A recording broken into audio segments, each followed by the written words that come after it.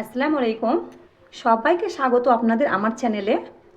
আজকে আমি রান্না করব ঘুগনি, ইফতার স্পেশাল।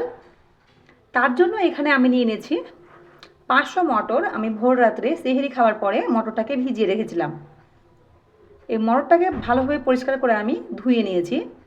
এইবার এই মটরটাকে একটা প্রেসার কুকারের মধ্যে প্রথমে আমি দিয়ে দেব। ঢেলে দিলাম মটরগুলো সব। তারপর নিয়েছি এখানে একটা আলু, আমি 3 টুকরো করে কেটে নিয়েছি, চোখা ছাড়িয়ে নিয়েছি, দিয়ে দিলাম। এখানে নিয়েছি আমি একটা বড় সাইজের পেঁয়াজ, কুচি করে নিয়েছি, রাফলি কুচি করেছি, এটা খুব একদম মিহি কুচি করিনি, দিয়ে দিলাম।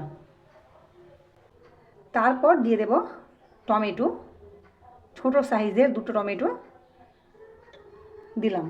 এবার নিয়েছি এখানে অল্প করে গোটা গরম মশলা, নিয়েছি একটা তেজপাতার টুকরো, 2টো ছোট সাইজের দারচিনি, 3টে লং আর 4-5টা এলাচ। এলাচের মুখগুলো আমি ফাটিয়ে দিয়েছি, এর মধ্যে দিয়ে দিলাম।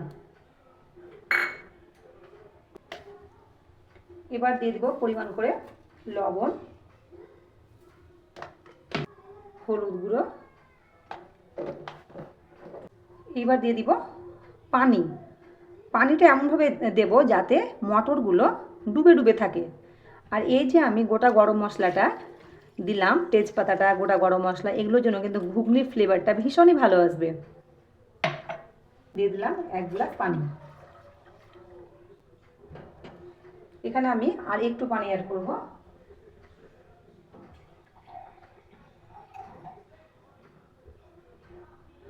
আমি টোটাল দিয়েছি 1.5 গ্লাস পানি, এই যে এই গ্লাসটাতে, বড় গ্লাসটাতে। এবার গ্যাস জ্বালিয়ে দেব। এবার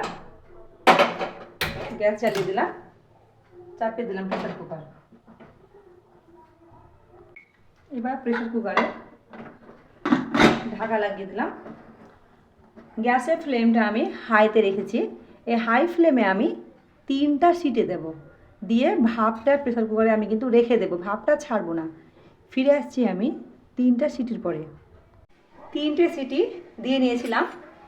এবার ঢাকাটা খুলবো প্রেসার কুকারে, আরও একটু ভাপ আছে। আমি কিন্তু 3টে সিটি দিয়েছি, বেশি দিইনি। ভাপটা ছেড়ে দিলাম। এবার ঢাকাটা খুলবো। এই দেখো কতটা সুন্দর হয়ে সেদ্ধ হয়ে যায় ঘুগনিগুলো। এই যে খুব গরম হয়ে আছে,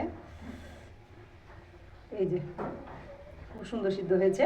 আর এই যে আমি আলুটা দিয়েছিলাম যেটা, সেটা আমি চামচ দিয়ে কিন্তু রাফলি ম্যাশ করে নেবো প্রেসার কুকারের ভেতরে ঘুগনির সঙ্গে, এইভাবে, এই যে এইভাবে করে ম্যাশ করে নেব। আমার আলুটা রাফলি ম্যাশ করা হয়ে গেছে। এবার ঘুগনিটা তেলে দিয়ে নিব। এবার গ্যাসে আমি একটা কড়াই বসিয়ে দিয়েছি, তাতে দিয়েছি আমি 3 চামচ পরিমাণ সর্ষের তেল। এইবার এই তেলে আমি দিয়ে দেব একটু করে কালো জিরের ফোড়ন।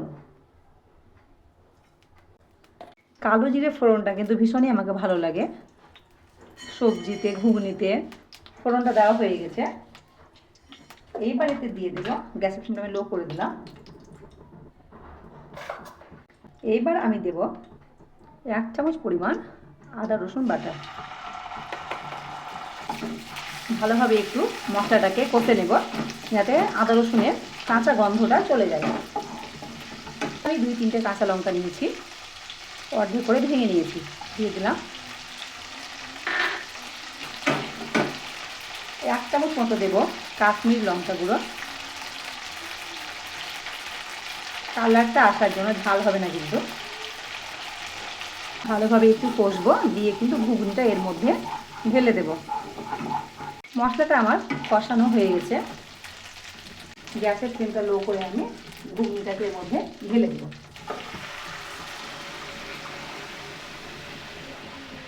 গ্যাসের ফ্লেমটা হাই করে দিলাম। 2 মিনিট ভালোভাবে ঘুগনিটাকে আমি ফোটাবো, তাহলে আমার কিন্তু রেডি হয়ে যাবে ভীষণ টেস্টি ঘুগনি। ইফতার স্পেশাল ঘুগনি। ঘুগনিটা ফুটতে লেগেছে, এবার 1 চামচ দিয়ে দিলাম উঁচু করে, ছোট চামচ অবশ্যই, এটা মিক্স মশলা, আমার বাড়ির তৈরি। এটা আমার ভিডিও রেসিপি দেওয়া আছে, আপনারা কিন্তু অবশ্যই দেখবেন মিক্স মশলার ভিডিও। আমি এখানে নিয়েছি কাসুরি মেথি, ফ্লেভারটা ভীষণই ভালো আসার জন্য ক্রাশ করে দিয়ে দিলাম।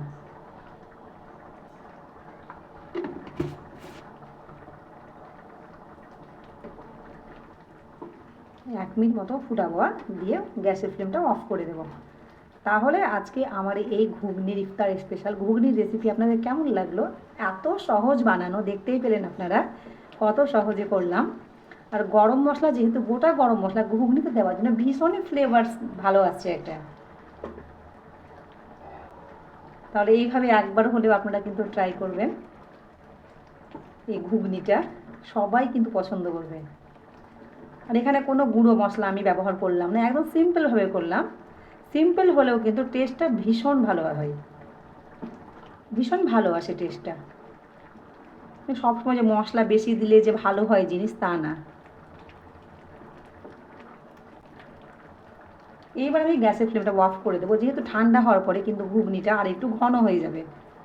এটা আমি আজকে ইফতারে পরিবেশন করব। গ্যাসের ফ্লেম অফ করে দিলাম। আমার আজকের এই ঘুগনি রেসিপি কেমন লাগলো অবশ্যই কিন্তু আপনারা কমেন্ট করবেন, লাইক শেয়ার করবেন। আর আমার এই ভিডিওটি যদি আপনাদের ভালো লাগে তাহলে অবশ্যই কিন্তু সাবস্ক্রাইব করবেন আমার চ্যানেলটিকে। আবার দেখা হবে, কথা হবে পরের ভিডিওতে। ঢাকা দিয়ে রেখে দিলাম।